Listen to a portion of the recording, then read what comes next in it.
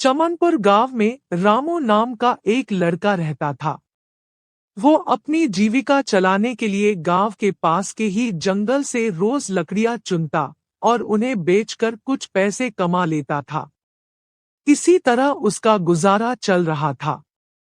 कुछ दिनों के बाद रामू की शादी हो गई।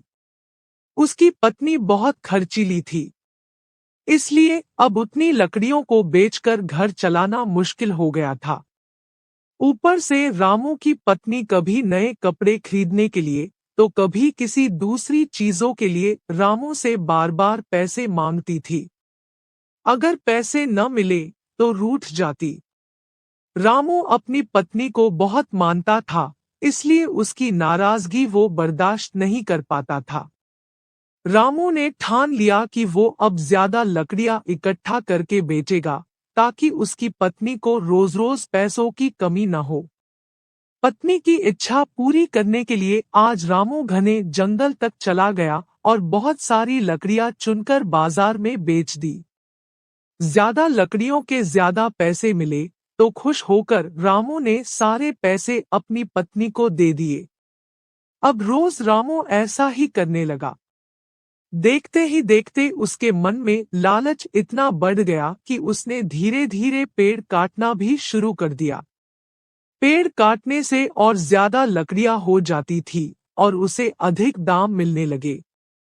रामू हर हफ्ते एक पेड़ काटता और लकड़ियां बेचकर मिलने वाले पैसों से अपनी पत्नी के शौक पूरे करता। अब पैसे ज्यादा आ रहे थे तो घर भी अच्छे से चल रहा था। धीरे धीरे रामू ने पैसों को जुए में लगाना शुरू कर दिया। जुआ खेलने की लत ऐसी लगी कि रामू एक मोटी रकम इसमें हार गया। अब इस रकम को चुकाने के लिए रामू ने एक दो मोटे मोटे पेड़ काटने का फैसला लिया।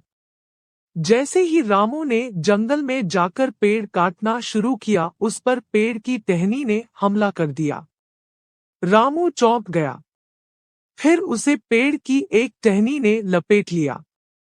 रामू कुछ समझ नहीं पाया कि यह सब क्या हो रहा है। तभी पेड़ से आवाज आई, मूर्ख, तू अपने लालच के चक्कर में मुझे काट रहा है। तू सारे पैसे जुए में लुटा देता है और फिर पैसे लौटाने के लिए पेड़ काटने आ जाता है। तुझे क्या पता कि पेड़ कितने कीमती होते हैं। हमारे अंदर भी जान बसती है और हम तुम इंसानों को जीने के लिए हवा, धूप में छाया और भूख को शांत करने के लिए फल देते हैं। लेकिन तू अपने स्वार्थ के लिए हमें ही काट रहा है। आज तू रुक, यही कुल्हाड़ी अब मैं तेरे ऊपर चलाऊंगा। पेड़ की टहनी रामू पर वार करने ही वाली थी कि रामू बहुत डर गया और रोने लगा। उसने पेड़ से माफी मांगते हुए कहा, मुझसे गलती हो गई, लेकिन मुझे सुधरने का एक मौका दो। अगर आप मुझे मार दोगे तो मेरी पत्नी का क्या होगा?